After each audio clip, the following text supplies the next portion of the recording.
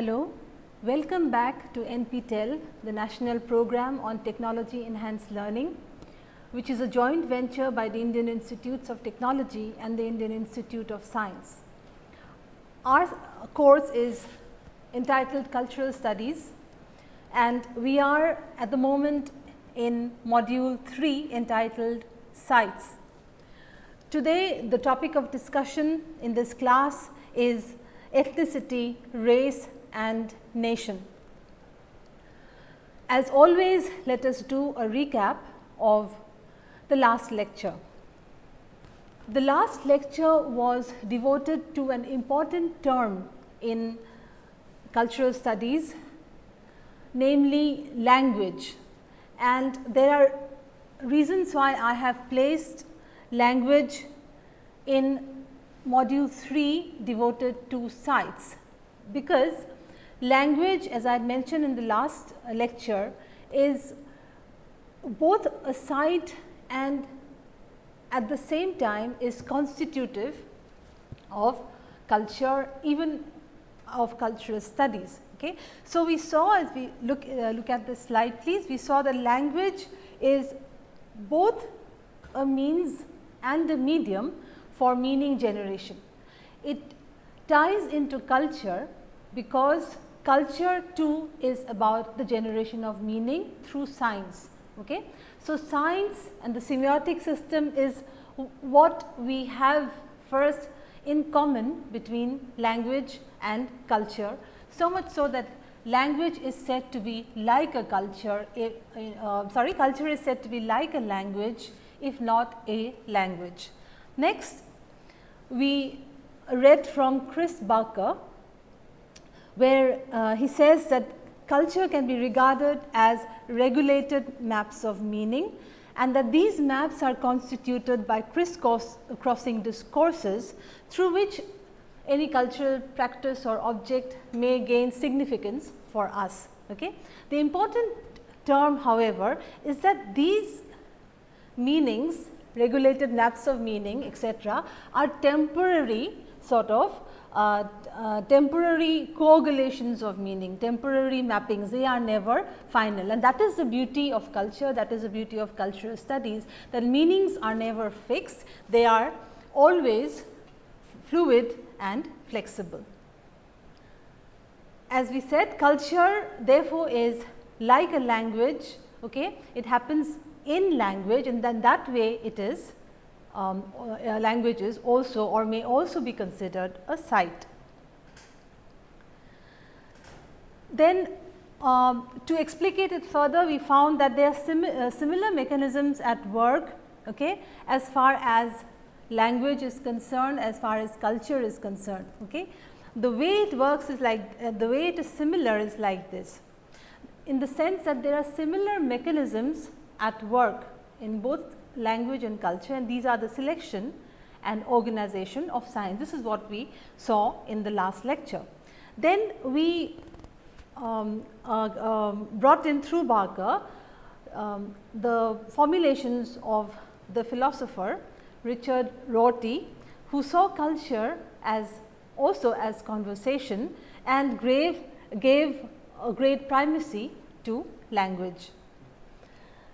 Rorty and other philosophers of the same orientation, of the same formulations, okay, belong to the school of thought known as Antirepresentationalism, okay, which simply means that one cannot represent faithfully anything in this. Why? Principally because it is through the mediation of language, through the mediation of discourse, okay, limited by the limits of discourses, okay, only through these that we may perceive, we may comprehend reality. Okay. For instance, there is no God-like vantage point from which to survey the world and language separately in order to establish the relationship between them. Therefore, it also follows from the formulations of philosophers like Rorty, etc., that one does not have any objective truths, and you will be interested to know that this so called objective truth and the fact that we cannot have these purely objective truths is also applied, okay, to science, right. This we will talk about later when we talk about science, culture and science, or science and technology in cultural studies. Therefore, we have only justifications, okay. We have only justifications where we initially thought or where it was hitherto thought that they were objective truths. Therefore, the positing of language as a free floating system rather than a human tool is the onus of such a way of looking at language, of considering language as a site of culture. Okay. Many feel that this decoupling of signification from practices, from habits and routines, there is a theoretical gap, okay, between signification and the material. And there was one point which I left out in the last lecture, and I will quickly include these here, which is a critique of the idea of language as wholly constitutive of culture. Okay. So, these are some of the problems, in the sense that there is, as we have seen here, as Barker says, a theoretical gap between signification processes, practices, and the and the material, and the what he calls the elevation of semiotic theory or the study of science over the linguistic competences of living persons. That is to see our a propensity to see people to see the abstractness of the system rather than really looking at its use, okay, by what he calls living persons. And so, there may be really an over concentration on codes and texts at the experience or at the expense of real people, or of people who make utterances in concrete situations, and people who are subjects, who are speaking subjects, okay, who perform these spoken acts within certain given circumstances. So, this is one of the most important critiques being brought up against the idea of language being culture being wholly constitutive of language. Therefore, the importance is on the utterances of persons in social context. Fine. So, after this brief recap, we are now going to go into there are three terms here really: ethnicity, race and nation. And we are going to look briefly at these, and why we have clubbed them together is something that is going to be clear as we speak about these. And this will also lead on to our next lecture, which is on globalization. Now, as always, let me declare the text to be used in this lecture, from which we will be gleaning most of the points, and at times even extracts from the text, which I shall be explaining to you from time to time. So, Chris Barker's Cultural Studies Theory and Practice is our key source. In fact, he devotes a whole chapter entitled Ethnicity, Race and Nation. Fine. Let us look at these three terms: ethnicity, race and nation. Now, many of you will realize that these terms, ethnicity, race and nation, are not terms that only belong to cultural studies. For instance, where do these terms also belong? Before coming into cultural studies, the domains within which these terms were used could be anthropology,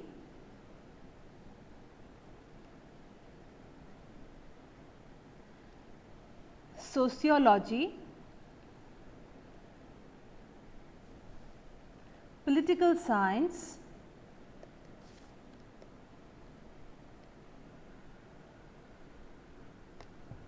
etc. Okay. So, you will recognize that or you have come across these terms, and our job here is to not to talk in the vocabulary or in the discourse of areas or disciplines like anthropology, sociology and political science. Okay. We are going to see how ethnicity, race and nation are looked at, particularly from a cultural studies perspective. Okay. And the answer, the first a point that we need to look at, as Barker has shown us, is this, that all these terms, 3 terms within the discourse of cultural studies are considered under the concept of identity. You will recall that in module 2 we devoted a whole lecture on identity as a key concept, right. So, you see how these theoretical tools are going to be very useful for you as you try and apply these to other for instance to the sites that we have been talking about, or to to make it is very easy once you learn these concepts, right, key concepts, to apply these to various domains and areas. So, ethnicity, race and nation in cultural studies are seen as what? As forms of cultural identity. Next, now we shall look at the scope again, having said in the beginning that these 3 terms are considered as forms of cultural identity. We are going to unpack this and we are going to look at it through Chris Barker's words, at the scope that is opened up, or the range of explorations that are there as far as studying ethnicity, race and nation is concerned within the rubric of cultural studies. First, the first point that is brought to us by Barker is this. This is the shifting, look at this, the shifting character of cultural understandings of race and identity in terms of representation. There are two things here. One is that race and ethnicity, we understand these through representation, and you will recall that we had talked about representation and the problematics of representation in I think over 2 lectures, if I am not if I recall, in module 2. So, Barker says that among the scope or within the range is A, studying race, ethnicity as as are available to us through representation, and secondly he calls it not just representation, but trying to understand the shifting character. Let us look at this sentence again. He talks about the shifting character of cultural understandings of race and ethnicity in terms of representation. This is one of the ways in which you can sort of do studies of ethnicity, race and nation. Second, the cultural politics of race. It is not that the cultural politics of race or the politics of race, it is not that it is not, this thing is not, this aspect, it is not that it is not studied in sociology or anthropology or political science. So, again, as we kind of narrow down in a positive sense, that is why I am trying to zoom into the most important feature of studying these within cultural studies is again cultural politics as a politics of representation. So, representation is the most important term here. How are ethnicities, how are nations, how are races represented to people, and what is the politics of such representation? For instance, we know that from our lectures on representation, we know that representation is not ever neutral, that there are issues of power, there are issues of politics, there are so many issues regarding the representation of any cultural form or product, right. So, the cultural politics of race, as I said, which may be an area of study in other disciplines, is seen particularly in cultural studies as a politics of representation. Next, the changing forms of cultural identity associated with ethnicity, right. So, again we have to understand that ethnic identity or even racial identity for that matter are never fixed, they are never kind of established once and for all. These, like their representations and their shifting characters, right, the the claims, forms that ethnic identity takes, right, or ethnic identity will take from time to time is always one that is changing. So, we also need to see, okay, apart from the politics of representation, apart from the shifting character of representation, we also include within the scope, right, of cultural studies of ethnicity, race and nation, how these forms of identity keep changing. Okay. Next, point number 4, the intersections between race, class and gender. It is not that we are to study or we are to explore these as discrete terms, right. Within ethnicity and race and even nationhood, okay, how are the variables like class, like gender, how are they to be accommodated, or how are they or how do they not fit in, and how do these variables crisscross, and what the dynamics are of such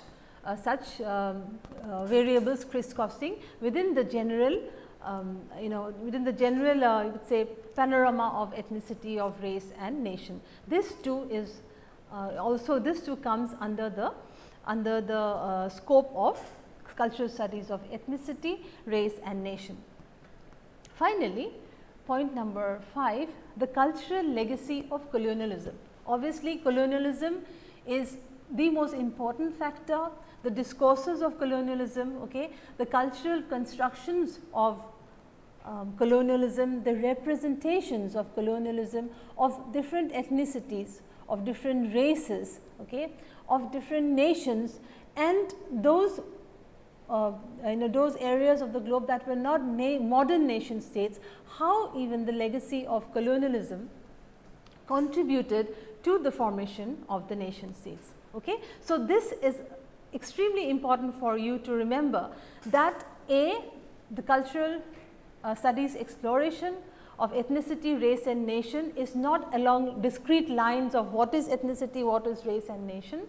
Okay. Even as they are studied together, there are other issues that come in which make it more complicated and more problematic, for instance, the issues of class and gender. Okay. Now, we shall see that as categories, right, as categories, terms like ethnicity, race and nation, okay, are discursive categories. They are discursive categories because their enunciation, their establishing, okay, and the continuities of their characteristics is made through different discourses about them. Okay. So, again it is also a matter largely of language, right. Next, they are performative. Performative, you came across this term when we look I think in the second lecture that was devoted to gender, part 2 of gender, when we talked about the feminist and the queer theorist Judith Butler, where she talked about gender being performative. Along the same lines, we may also argue that one's ethnic identity, one's racial identity, one's national identity is also a matter of performance. It is also performative in nature. How is it performative in nature? It is performative because, as we shall see a while later, it is considered performative because most of the cultural forms to do with ethnicity, race and nationhood are those that are images, okay, those that are symbols, images that are invested with a lot of emotion, okay, lot of emotions of belonging to a particular ethnicity or ethnic group, or belonging to a nation or a race. Okay. So, they are performative in that sense. Next, we have already seen that they are identity constructing, okay, At the same time, even as identities are constructed, it does not mean that they are constructed once and for all. The important point to be noticed, and which we did note a while earlier, is that these identities are always getting constructed, that they are shifting and unstable, right. Apart from all these, one of the chief claims made by Barker here is that these categories of ethnicity, race and nation are nodal points. Okay. They are points of convergence, they are nodal points of identity and subjectivity. You can also say that these themselves in themselves are sites, okay, of identity and subjectivity. And identity and subjectivity being among the core key or key concepts in cultural studies, we may therefore claim that if identity and subjectivity are constructed, changing, are played out, are performed, okay, within the categories of ethnicity, of race and nation, which are cultural categories, then they are also, ethnicity, race and nation are also sites of culture, okay, where identities and subjectivities are constructed, dismantled and reconstructed. Okay. So, you see how I hope I have been able to show you how the study of race, ethnicity and nation differs in cultural studies, particularly when we compare these to studies, explorations done in the domains of anthropology, sociology and political science. Not that they do not overlap, there are overlaps, but as we have seen, considering these as discursive and performative belongs particularly to the methodology of cultural studies. Okay. Next, let us look at this slide, which is from where we begin to talk about ethnicity. Okay.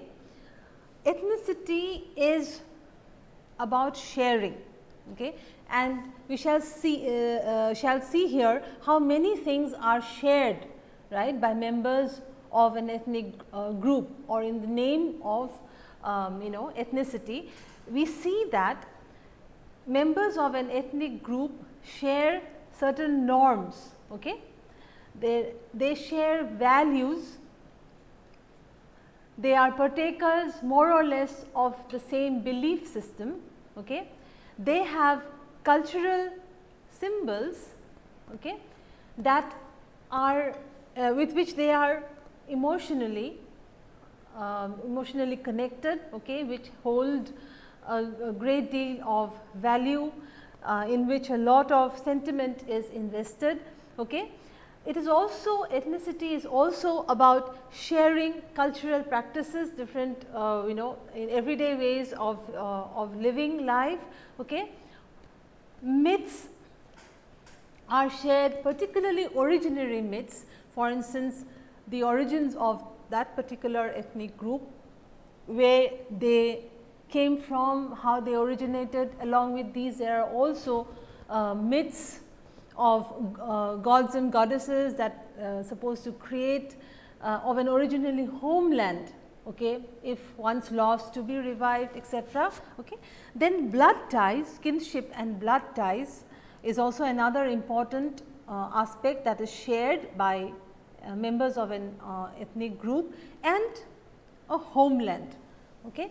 So, a lot is shared within the framework of ethnicity, a lot is even loved, okay, and held dear within the framework of ethnicity. And we have come across these terms so many times in the last few lectures: myths, values, norms, cultural practices, cultural symbols, beliefs, etc., images. Okay.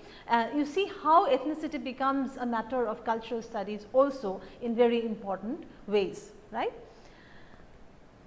Now, let us read, this is by Barker in his book Cultural Studies, Theory and Practice. Now, let us read what he has to say. Ethnicity is a relational concept. This is the first point to be noted. Okay. Ethnicity is a relational concept that is concerned with categories, categories of self identification, okay, and social ascription, right. It is a relational concept because it's a matter of one being able to identify himself or herself with, as we say, all the shared cultural practices, images, symbols, beliefs, etc., where one can identify. That is why, remember, Barker had said early on in his chapter that ethnicity, race and nation are first and foremost matters of cultural identity. Okay? So, self identifications, when we can identify ourselves to, if not completely, to a huge extent with the different forms and products of our ethnic community, okay, we are performing, so to speak, an act of cultural identification and social ascription or of belonging to socially to that cultural group. Further, Barker says, thus what we think of as our identity is dependent on what we think we are not. This is very important. Okay? One, as a member of an ethnic group, it is not simply identifying with all these shared cultural products, right, of that we find in a community, but also understanding ourselves as different from the other, as different from he or she who does not belong to the ethnic group or ethnic community. Okay? That is why he says here, what we think of as our identity is not to be understood only as the presence of certain symbols or the sharing of certain cultural products, but also as not, or the absence of, okay, or as not sharing those that belong to the other group or another group, right. Then he says, consequently, ethnicity is best understood as a process of, this is very important, boundary formation that has been constructed and maintained under specific historical conditions. Okay. So, look at how this is how this changes. Ethnicity is a relational concept, okay, in the sense that we can also relate, we can identify ourselves, okay, as belonging and belonging to a group, as partaking of all the things held in common, okay, by members of that group, and of social belonging, right. Second, identity is, however, not simply a matter of presence or matter of identifying, right, with certain common values, phenomena. It is also that you understand yourself as the member of an ethnic group by seeing to it that your boundaries, right, the boundaries are maintained. Not difficult for us here to claim that much of ethnic, or some cases of ethnic conflict have to do with, with one's fear, right, that one's ethnic boundaries are being threatened. Now, by ethnic boundaries, by boundary formation in this matter is not simply boundaries of one's homeland or boundary or territorial boundaries, these are also boundaries of culture, right, in the sense of how we differentiate our cultural practices and products from another ethnic group. So, consequently, again, as Barker says, ethnicity is best understood as a process of boundary formation that has been constructed and it has been maintained, right. It has been maintained under specific socio-historical conditions. Both the construction and the maintenance of these boundaries have been made under specific conditions, right. Now, there are some important questions raised. For instance, many feel that the very word ethnic, the moment we say ethnic group, for instance, that it has to be what many use a term loosely as a tribal group, or a marginalized group, or a group which is not mainstream. Some scholars very provoke us by posing questions like these: do whites form an ethnic group? okay, or in the usual acceptance of white as norm, as a white community, a white group as a norm, okay, do we come to believe eventually that the whites as a group are the point of reference, or they are the normative group? Can we say that whites form an ethnic group? Look at the slide here and see, the point made by these critics is that we should defamiliarize whiteness as norm, or as I just mentioned, as a point of reference. Okay? And they say that of course, we should study white societies as ethnic groups, and in studying white societies as ethnic groups, what do? We are going to look at what whites as belonging to an ethnic group share in terms of cultural practices, values, myths, cultural symbols, norms, etc. Even that is to be put, okay, to a cultural studies exploration. Now, further, again on ethnicity, this is what Barker has to say. One problem with the cultural concept of ethnicity is that some questions of power and racism may be sidelined. Now, race, ethnicity, these are terms that one may not use in place, one in place of another, but they are kind of they are kindred terms in certain ways. Okay? So much so that the moment we talk about race studies and the moment we talk about ethnic studies, it seems to some that moment we talk about race, it becomes race becomes a more belligerent side, race is more a site of oppression, or that race is more a site where where issues of power and issues of racial oppression are more foregrounded, right. That is why Barker says that when we culturally, from a cultural studies perspective, when we study ethnicity, it may seem to us, and perhaps it has been so, okay, that questions of power and racism even within ethnicity may be sidelined, right. Let us see how. This is what he says further. Ethnicity can be deployed to suggest that a social formation operates with plural and equal groups. This is very interesting. Okay. He says the term ethnicity, even as ethnic groups make border formations, even if they very zealously protect their own cultural and territorial borders.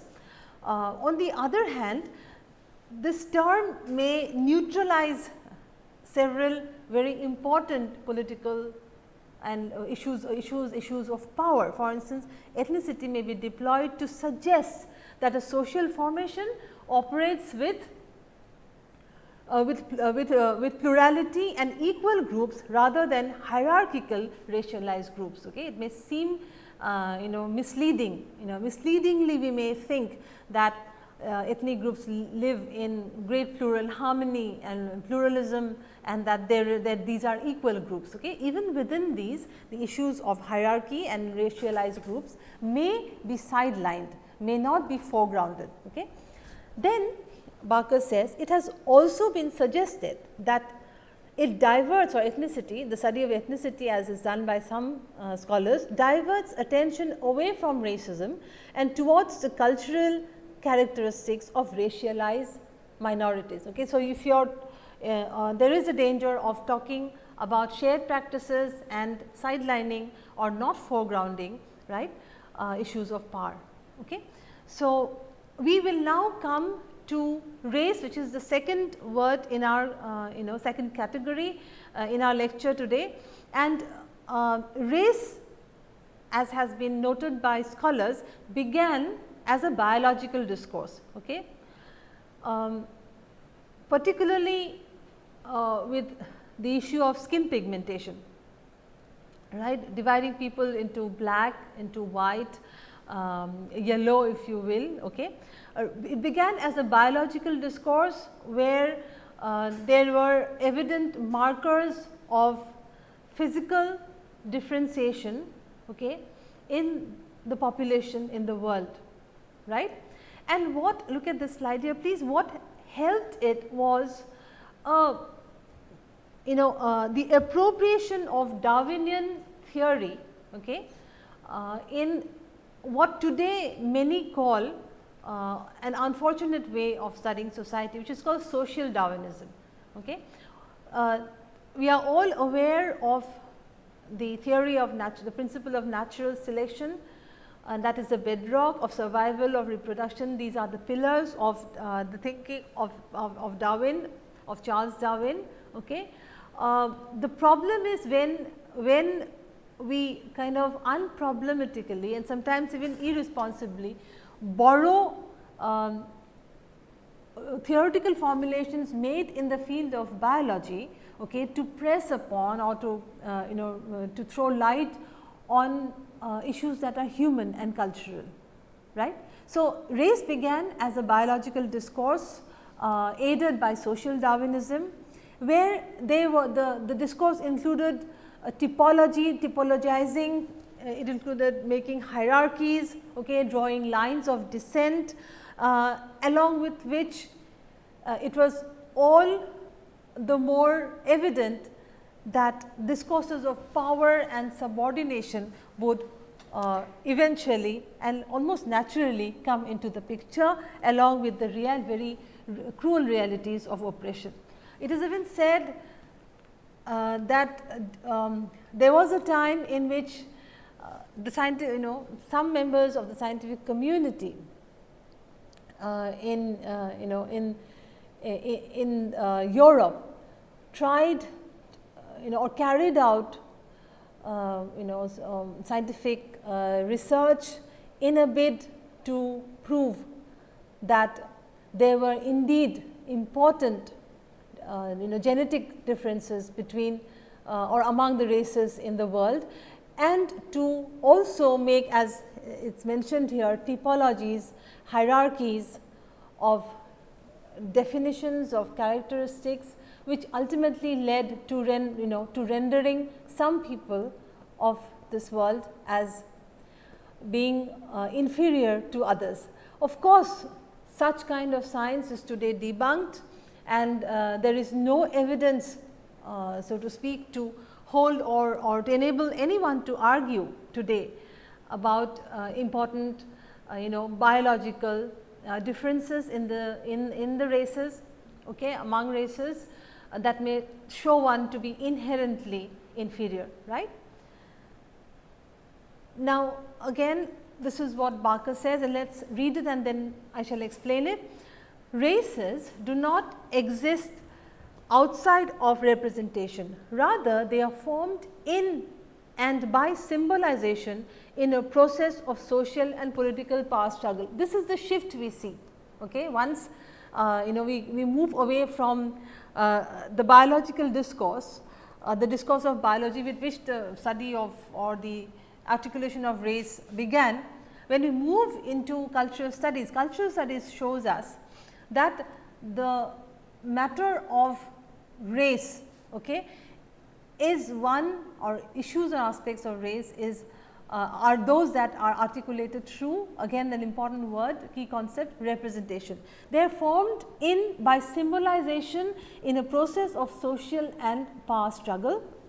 Thus observable, please look at this slide here, thus observable characteristics are transformed into signifiers of race. Okay. What was what was seen as something that could be marked physically on on a person, okay, which could be described physically, becomes by the time we have this discourse of cultural studies, becomes one that is understood as signifiers, okay, as signifiers that signify, right, characteristics of race.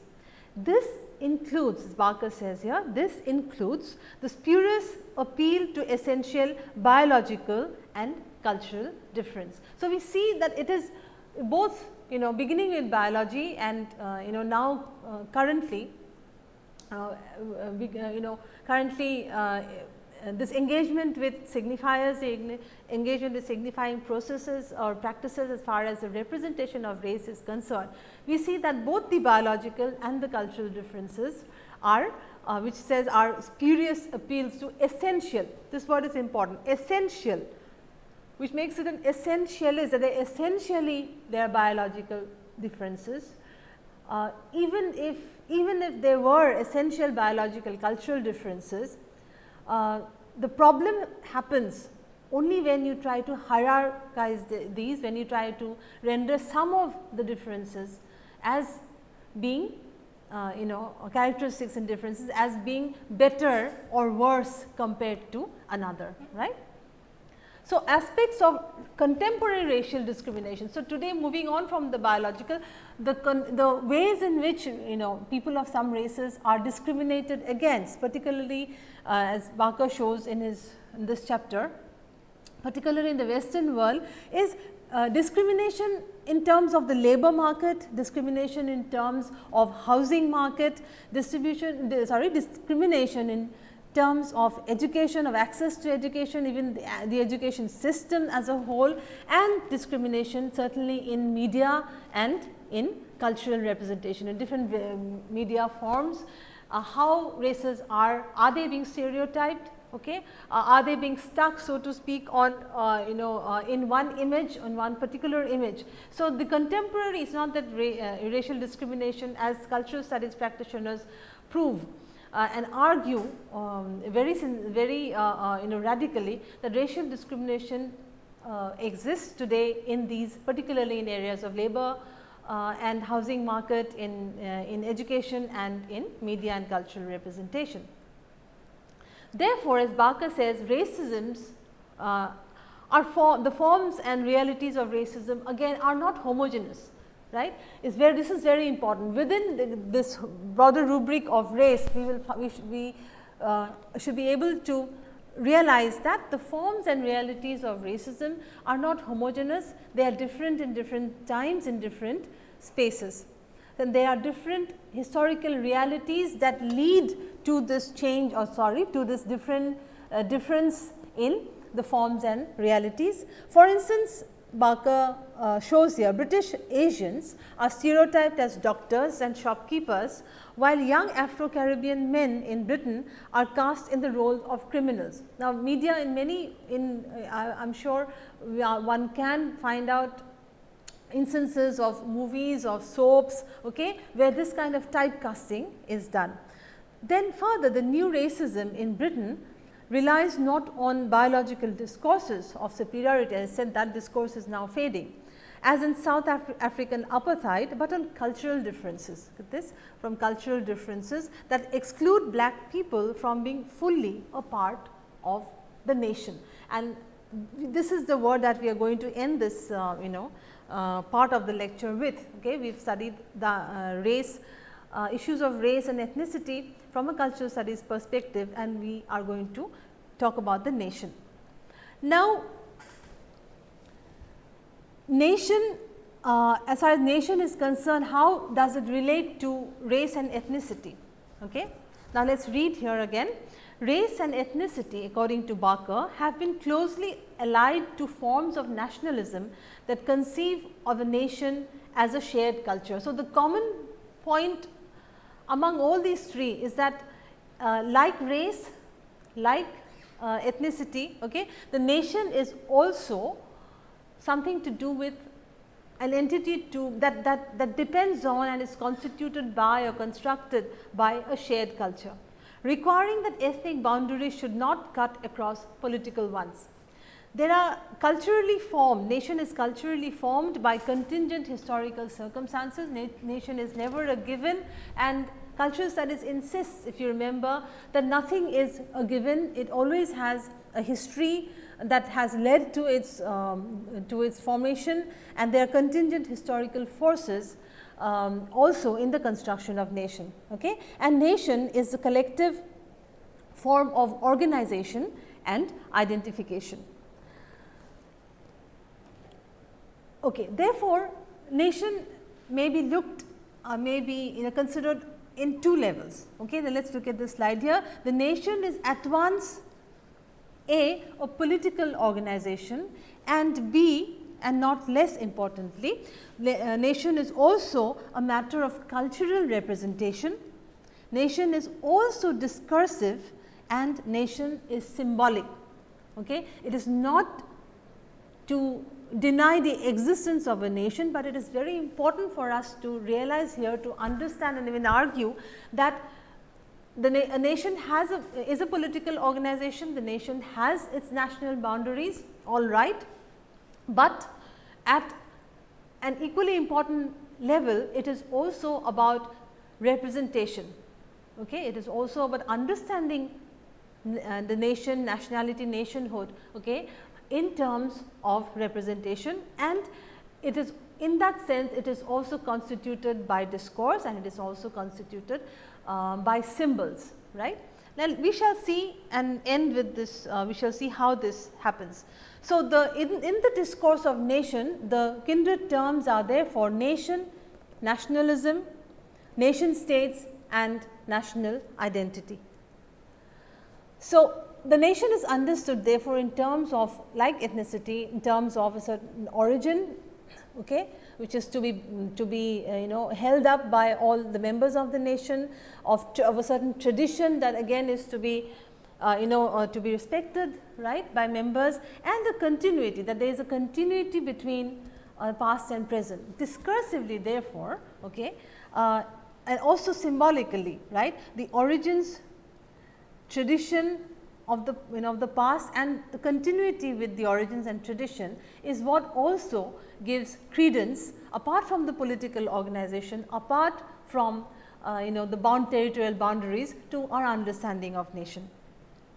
Therefore, if a nation state is a political concept, right, referring to administrative apparatus and territory, national identity is a form of imaginative, now this is an important word, imaginative identification with the symbols and discourses of the nation state. So, remember, we have to understand these two things, sort of contrapuntally being there. There is the territory, there is the administration, it is a political entity, but at the same time, okay, this would not have been possible, or do this, for instance, the continuity with tradition and origins, this would not have been possible had there not been what he calls here the imaginative, one's imaginative understanding, even emotional attachment with the symbols and images and representations of nationhood.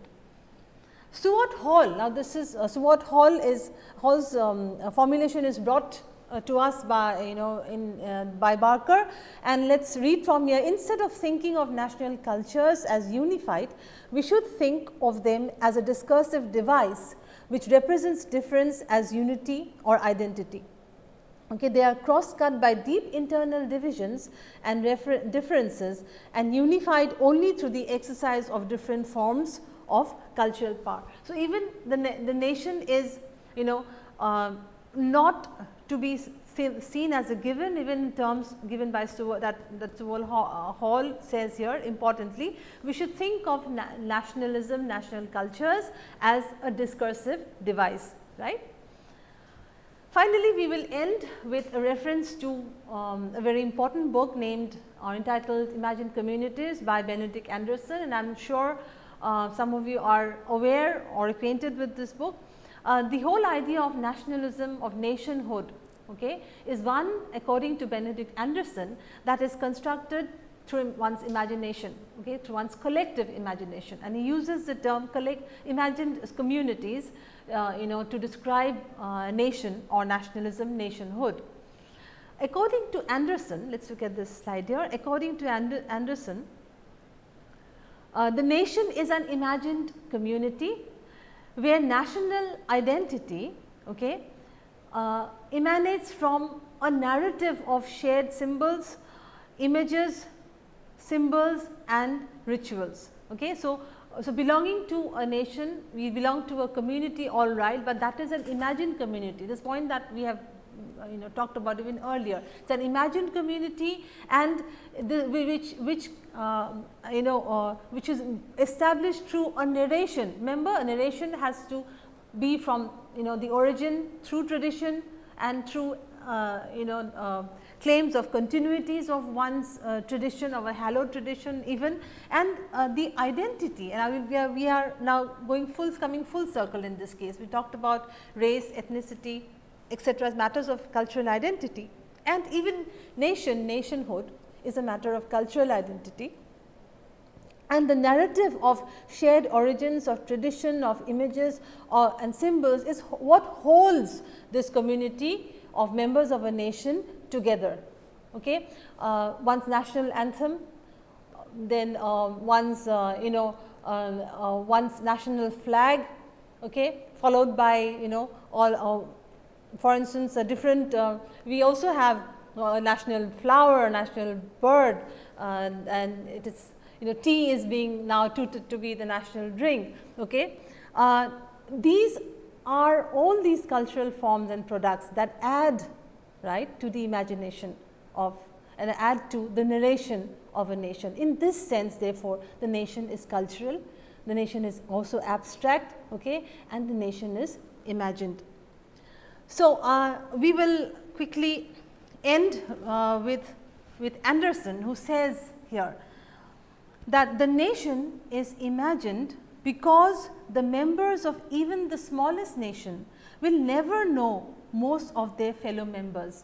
We will never meet them or even hear of them. In that case, how do we then identify as as brothers or sisters, if you will, of one country? Okay? That is why he says the nation is imagined. It is imagined because members of even the smallest nation will never know most of their fellow members, meet them or even hear of them, yet in the minds of each lives the image of their communion. The nation is imagined as limited because even the largest of them, encompassing perhaps 1 billion living beings, has finite if elastic boundaries beyond which lie other nations. So, remember this, the other, the concept of otherness, the feeling of otherness, okay, is what is very important not only in the case of ethnicity. Okay, boundaries are important. Okay, we are what we are, what others are not, right. These definition, defining by negation, okay, by negatives, is also extremely important, right. Then Anderson says it is imagined, the nation is imagined as sovereign because the concept was born in an age in which the Enlightenment and Revolution were destroying the legitimacy of the divinely ordered hierarchical dynastic systems. That which means that even the idea of nationhood is an idea of the idea of nation is one that has come through us. It was never there, okay, as a given, as a cultural or linguistic given. It was never there in our vocabulary. It is historically, it came about as a result of historically contingent events, right.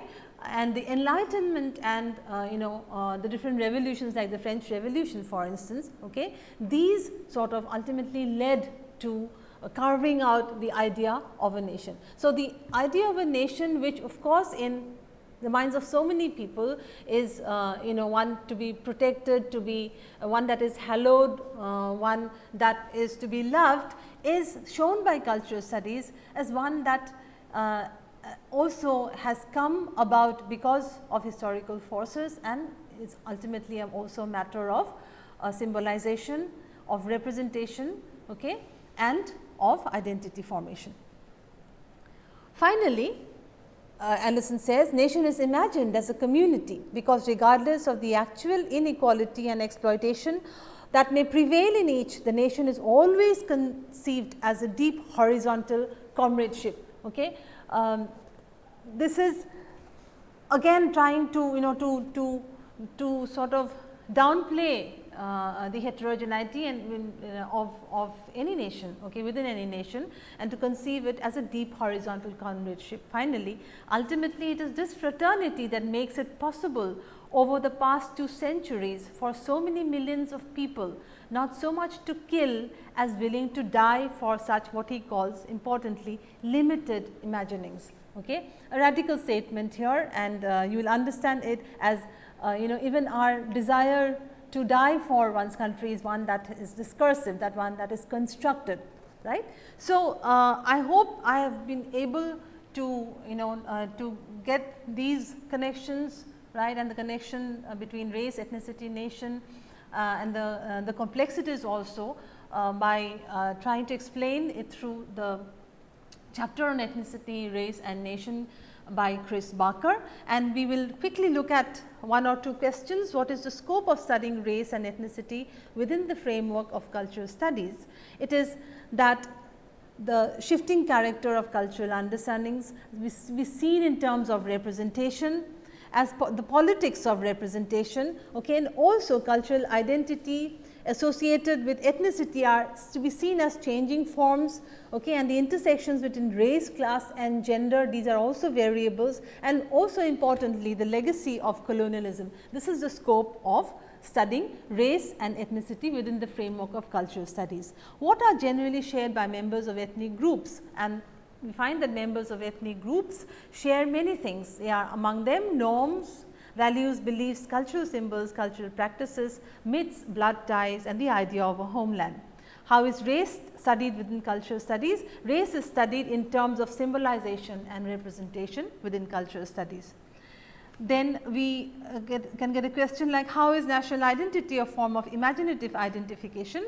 The nation is not just a geographical identity with specific borders, not only simply nor is it simply or only a matter of political organization, but national identity, nationhood, nationalism are to do also and very importantly with the narrative of shared symbols, of shared images, okay, of symbols, rituals, of homelands, etc., which carry a lot of lot of emotional interpellation, okay, if you will, okay, and where we invest a lot of our emotions.